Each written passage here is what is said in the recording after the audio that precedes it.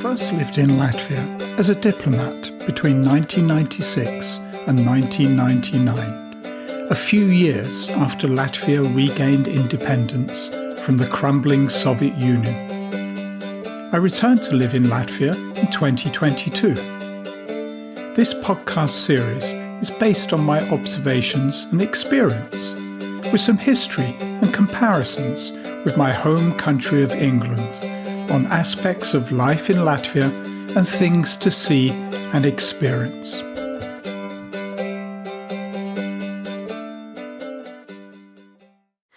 On Sir Isaiah Berlin. Sir Isaiah Berlin was one of the 20th century's most influential philosophers and political theorists.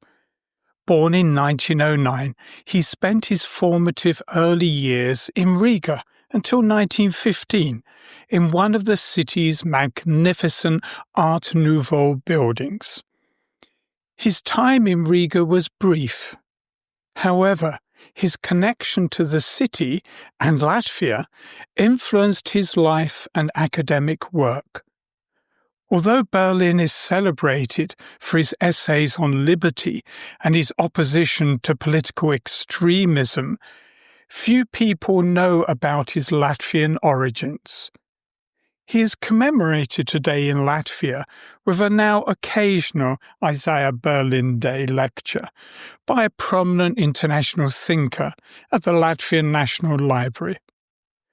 We will explore Sir Isaiah's connections to Latvia with some really interesting, relatively unknown stories. We will find things about Sir Isaiah that you too can discover in Riga.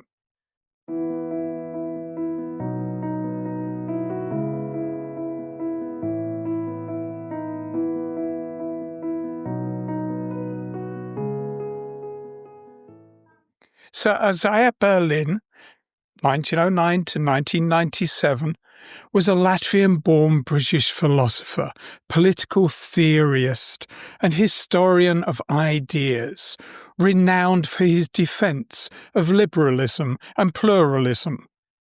Born in Riga, he moved with his family to Russia, witnessing the upheavals of the 1917 revolution, before settling in England in 1921.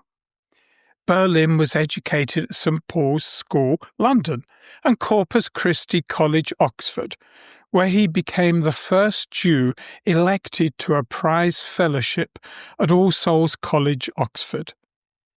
He spent most of his career at Oxford, notably as Chichele Professor of Social and Political Theory and founding president of Wolfson College. Berlin's influential essay, Two Concepts of Liberty, in 1958, distinguished between negative and positive liberty and remains central to debates on freedom. Berlin defined negative liberty as the absence of interference from others, freedom from external constraints or coercion.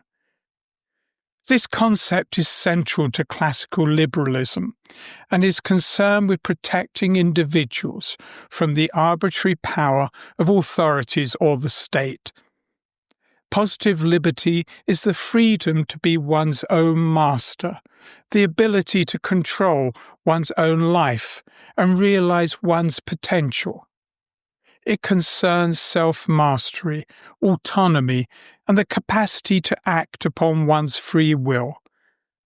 Berlin warned that the pursuit of positive liberty could be abused, especially when interpreted collectively, where the state or a group claims to know an individual's true interests. This can justify coercion and even totalitarianism, as seen in some modern political ideologies.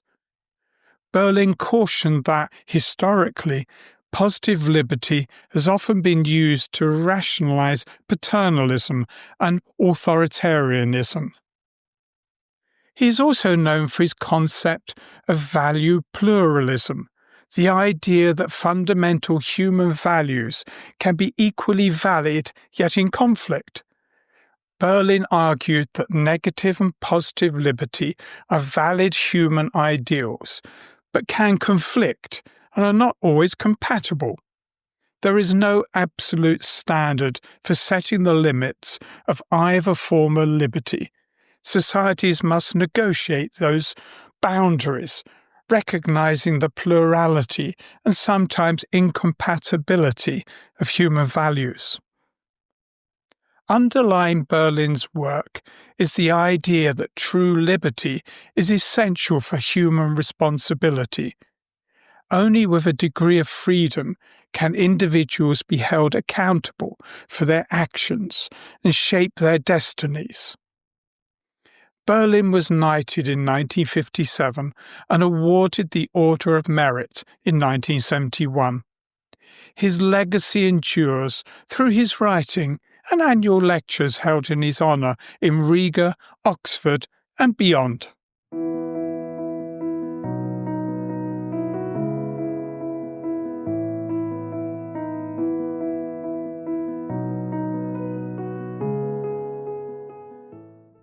His early years in Latvia influenced Sir Isaiah Berlin's philosophical thinking. He was born on 6th of June 1909 in Riga, then part of the Russian Empire. He was the only child of Mendel Berlin, a prosperous timber merchant, and his wife, Marie Volshonok. The Berlin family was well off. Mendel Berlin's timber business was one of the largest in the Baltics, with forests in Russia and sawmills in Riga. The timber was floated down the Daugava River to these mills. As a timber merchant dealing with Western companies, Mendel was fluent in Yiddish, Russian, German, French, and English, while Berlin's mother spoke Yiddish, Russian, and Latvian. The family resided at Alberta Iella 2A in an apartment building constructed in 1906. Walking along Alberta Iella today, you'll find yourself on one of Riga's most beautiful streets, lined with stunning Art Nouveau buildings. At number 2A stands an exceptional example of this architecture, designed by the famous architect Michael Eisenstein. Do listen to my podcast on Riga's Art Nouveau architecture. Look up at the facade and you'll see elaborate decorations, geometric ornaments, bands of glazed red tiles, and even an interesting false floor that allows more natural light into the building while providing extra space for decorative elements. There are distinctive Egyptian motifs, including two sphinxes at the main entrance, symbolizing security, and female figures holding torches above the entrance. Today, a commemorative plaque on the building marks where Berlin lived from 1909 to 1915, with Latvian, English, and Hebrew text.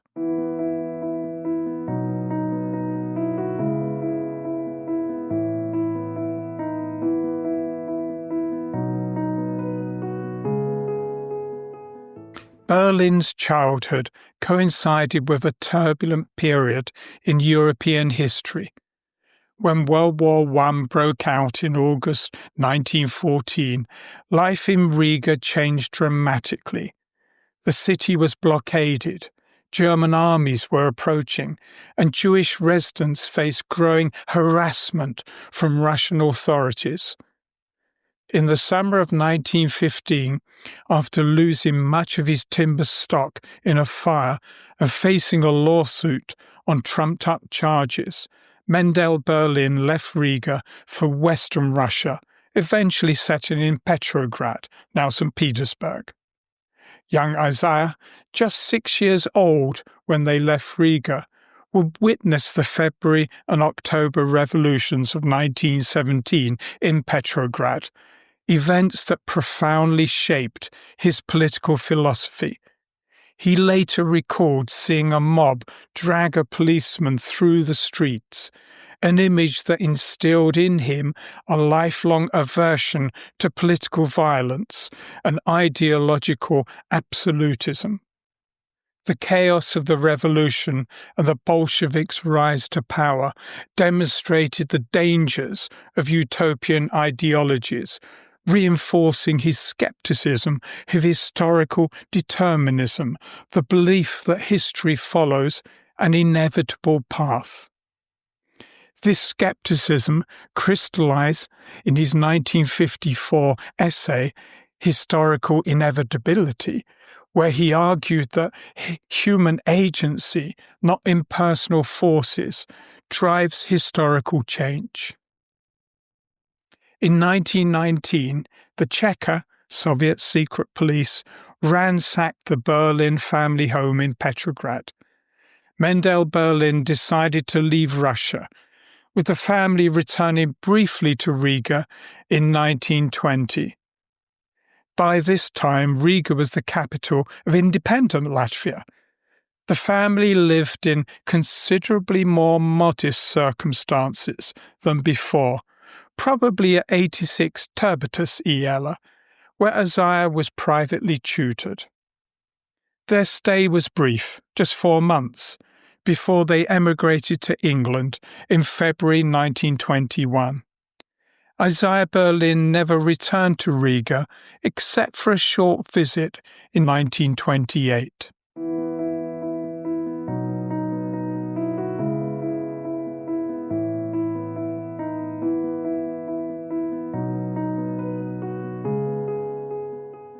Here are some stories from Isaiah's childhood that I think influenced his later philosophical thinking. First story. A seldom discussed aspect of Berlin's Riga childhood is his lifelong retention of Latvian nursery rhymes and folk songs, which he hummed well into adulthood. His Latvian governess, tasked with his early education, took him on walks through Riga's streets, where he observed the city's eclectic architecture and heard local melodies. These auditory memories became anchors, resurfacing during his later philosophical reflections on cultural identity. Notably, Berlin would still recite rhymes learned in Riga decades after leaving, a detail omitted from most biographies, but confirmed through family correspondence. Next story. While the Alberta Iela 2A plaque marks Berlin's birthplace, the building contains a hidden architectural feature reflecting Riga's artistic ambitions. Designed by Michael Eisenstein, the structure incorporates a decorative empty floor between the third and fourth levels, creating an optical illusion of heightened grandeur. Adorned with geometric tiles and floral motifs, this non-functional space metaphorically paralleled the Berlin family's position, prominent yet perpetually suspended between Riga's German, Russian, and Latvian cultural strata. Young Isaiah's nursery overlooked this illusory facade, perhaps planting early seeds for his later critiques of ideological facades in political thought. A further story.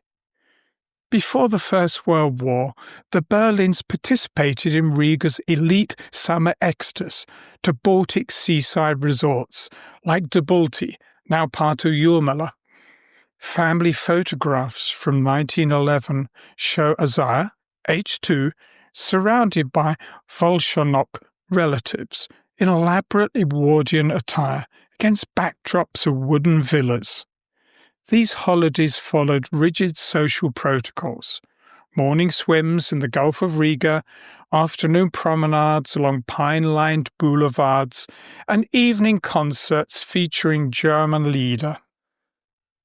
The ritualized tranquility of these summers contrasted sharply with the violence Berlin later witnessed in Petrograd, forming an unconscious benchmark for his ideal of negative liberty, spaces free from ideological intrusion. An unpleasant story. Most accounts highlight the family's 1915 departure from Riga, but overlook their brief 1920 return under Latvia's new independence.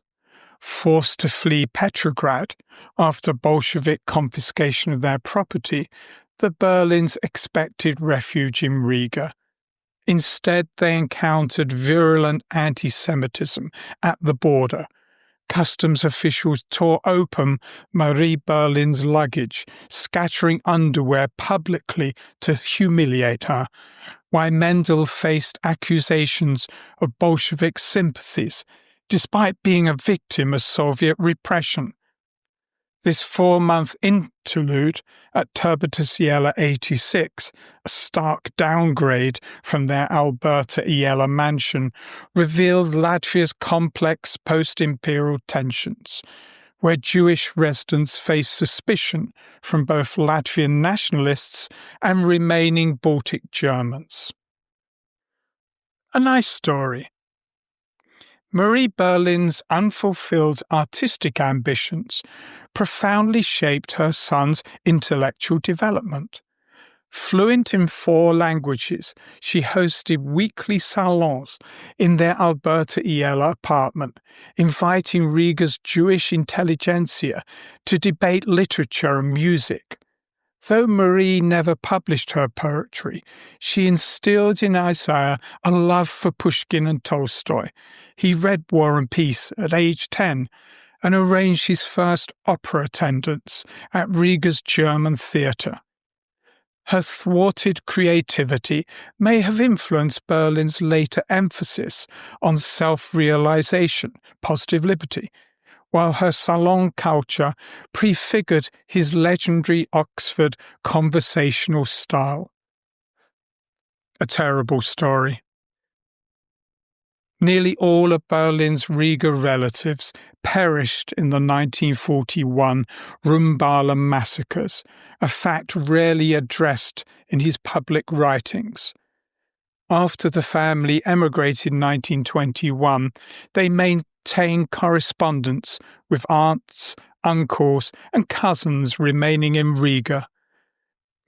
Letters ceased abruptly in August 1940. Post-war inquiries revealed that Nazi Einsatzgruppen, aided by Latvian collaborators, murdered over 25,000 Riga Jews in 2 days at Rumbula forest.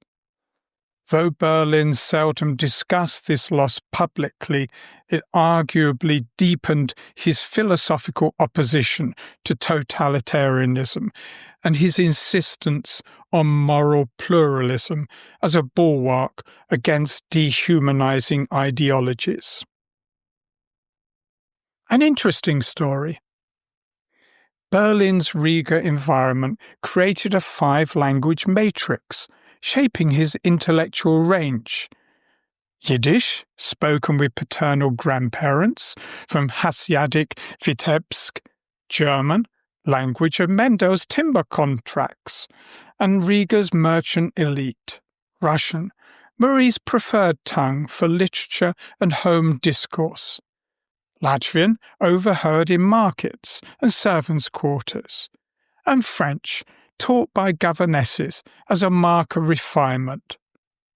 This linguistic stew enabled Berlin's later mastery of European philosophical texts without translation, a skill colleagues at Oxford found both impressive and intimidating. His childhood code switching between Riga's linguistic spheres informed his concept of value pluralism, where multiple truth systems coexist without hierarchical resolution. And last story. Berlin's final Riga visit in 1928 aged 19, revealed a city transformed. Independent Latvia had Latvianized street names and marginalized the German-Russian elite. Walking past his birthplace on Alberta Iela, now housing Soviet bureaucrats, he found Riga provincial compared to Oxford's intellectual ferment. Yet this trip solidified his self-identification as a Russian Jew from Riga, a label he preferred over a British philosopher, acknowledging roots while critiquing nationalism's exclusionary tendencies.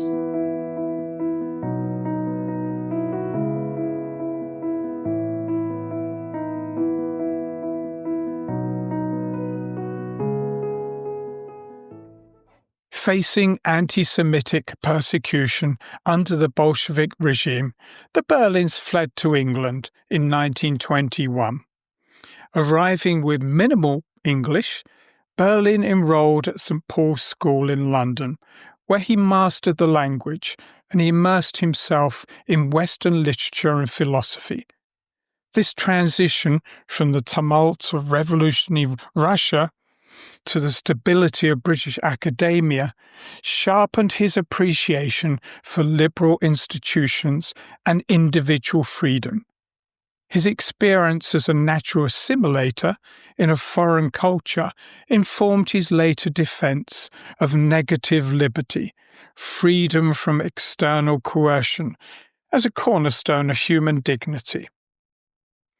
Berlin's admission to Corpus Christi College, Oxford, marked the beginning of his formal philosophical training. He excelled in literae humaniores classics and later pursued politics, philosophy and economics, PPE, earning a prize fellowship at All Souls College in 1932. At Oxford, he engaged with logical positivism through figures like A.J. Ayer, but gradually shifted toward the history of ideas, influenced by R.G. Collingwood's emphasis on historical context. This pivot reflected his growing belief that philosophical concepts cannot be divorced from their cultural and temporal settings, a theme central to his mature work. His first significant publication, Karl Marx, His Life and Environment, in 1939, critiqued Marx's deterministic view of history, arguing that economic forces alone cannot explain human behavior. During World War II, Berlin worked for the British Information Services in New York and later the Foreign Office in Washington, D.C., where he analyzed Soviet politics. His 1945 visit to Leningrad proved pivotal. He met the poet Anna Akhmatova, whose work had been suppressed by Stalinist authorities.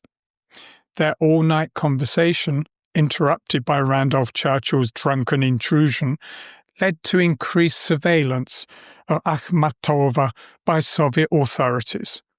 This encounter deepened Berlin's understanding of totalitarianism's human cost and reinforced his commitment to intellectual freedom. Akhmatova later dubbed him her guest from the future, symbolizing his role as a bridge between Soviet repression and Western liberalism. Berlin's post-war writings synthesized his life experiences into two seminal ideas, negative and positive liberty and value pluralism. In his 1958 lecture, Two Concepts of Liberty, he distinguished between freedom from interference, negative liberty, and freedom to self-realize, positive liberty, warning that the latter could justify authoritarianism if imposed uniformly. This dichotomy emerged from his observation of Soviet collectivism, which claimed to liberate citizens while erasing individual autonomy. Concurrently, his encounters with diverse cultures, from Riga's multilingualism to Oxford's intellectual debates, culminated in value pluralism. He argued that conflicting moral systems are irreconcilable, necessitating tolerance and compromise. In 1966, Berlin co-founded Wolfson College, Oxford, as a graduate institution, emphasizing interdisciplinary scholarship and inclusivity. Its design reflected his pluralistic ethos: no high table, open common spaces, and a diverse student body. Wolfson became a physical manifestation of his belief that intellectual progress thrives in environments where differing viewpoints coexist. This project underscored his view that institutions, like individuals, must resist ideological rigidity to foster genuine dialogue. Knighted in 1957 and awarded the Order of Merit in 1971, Berlin spent his final decades refining his ideas. His 1994 message to the 21st century cautioned against the fanatical certainty of ideological movements, urging humility in the face of moral complexity. His death in 1997 marked the end of a life shaped by displacement, cultural synthesis, and steadfast defense of liberal pluralism.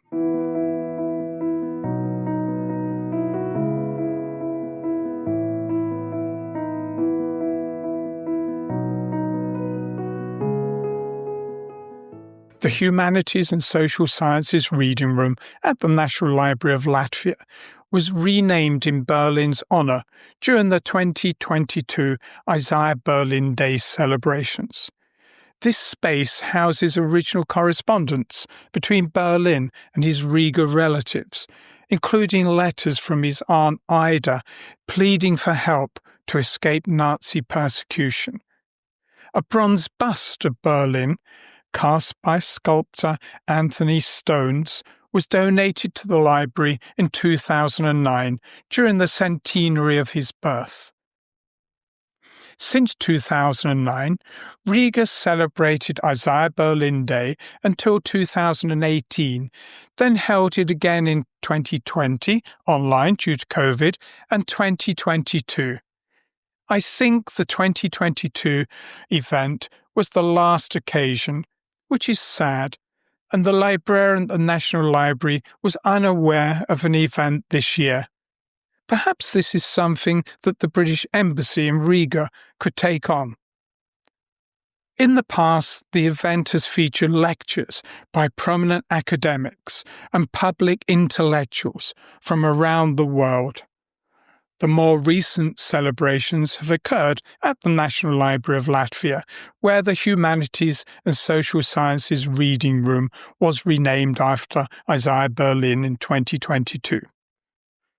Past speakers have included figures like Israeli academic and former politician Yuli Tamir in 2022, Canadian historian Margaret McMillanin in 2020, the editor Henry Hardy in 2015, Thomas Hendrik Ilves, then President of Estonia, in 2014, the author and broadcaster Michael Ignatieff in 2012, the author Anne Applebaum in 2010, and Timothy Garden Ash, a writer and Guardian newspaper commentator who I enjoy reading, in 2009.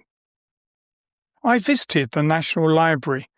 This striking modern landmark on the left bank of the Daugava River in Riga is known as the Castle of Light, Gaismas Pils. Designed by renowned Latvian-American architect Gunnar Bierkerts, the building was inspired by Latvian folklore. Its glassy, angular form evokes both the mythical Castle of Light and the glass mountain, symbols of wisdom and aspiration in Latvian culture. To me, it resembles a ski jumping station. especially in midwinter when there is snow around. Completed in 2014, the library stands 68 metres high and 170 metres long, with a dramatic light-filled atrium beneath its jagged glass crown.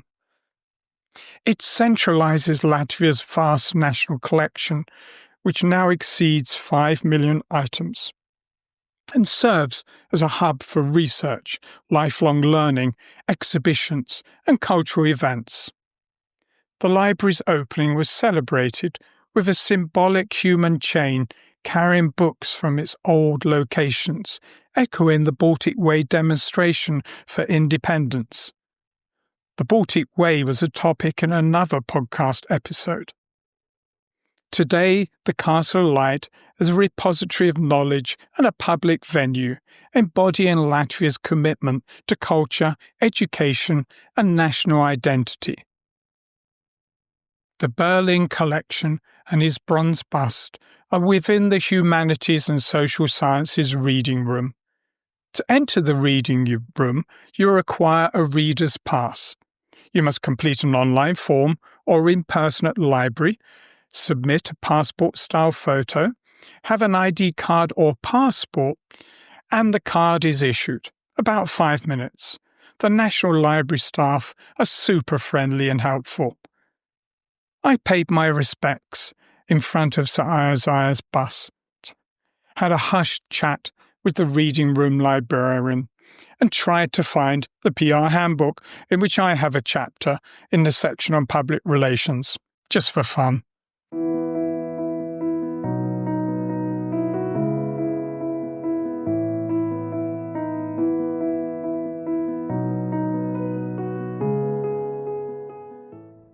A half-day Sir Isaiah Berlin walking tour around Riga.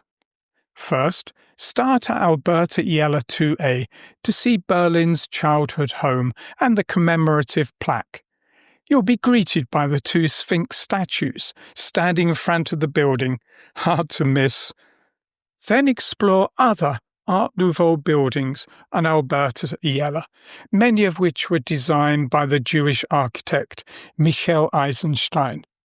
Visit the excellent Rīga Art Nouveau Museum at the other end of Alberta Iella. Listen to my podcast on Riga's Art Nouveau architecture for more information about the museum. Then take a walk to Turbitus Iella 86, where the family likely stayed during their brief return in 1920. Google Maps or a similar online app will help you precisely find this address, as there is no plaque on the wall. It is a 30-minute walk, or hop on the number 3, 6 or 21 bus heading out of town and get off at the Tallinnas Iella stop. Finally, visit the National Library of Latvia, home to the Isaiah Berlin Centre and the venue for the annual Isaiah Berlin Day in the past. Jump on the number 3 bus from Tallinnas Iella back to the city centre and leave at the Nationālā Biblioteka stop.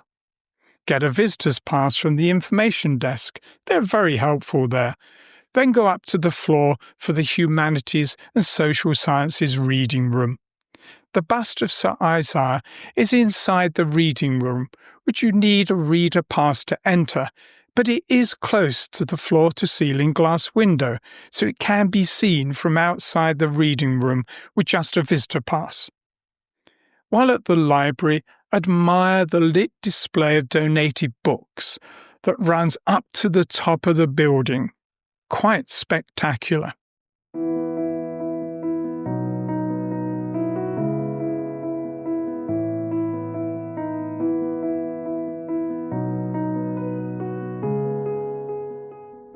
In a letter to Peter Brown, then Secretary of the British Academy, on the 16th of May 1995, Isaiah Berlin wrote, "I am proud and happy that some of my writings may see the light in the language of the country in which I was born, and whose citizen I was during my early years in England.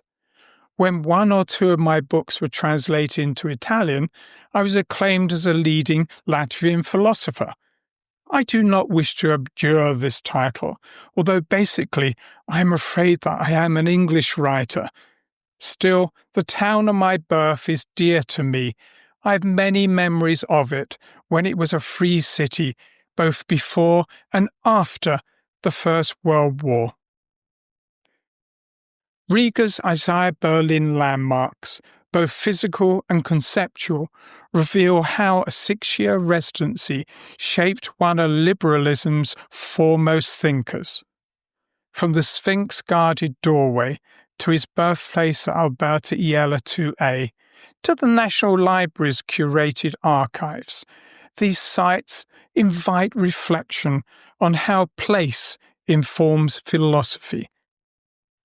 For visitors, tracing Berlin's Rīga roots offers a historical journey and a lens to examine the enduring tensions between identity, memory, and exile.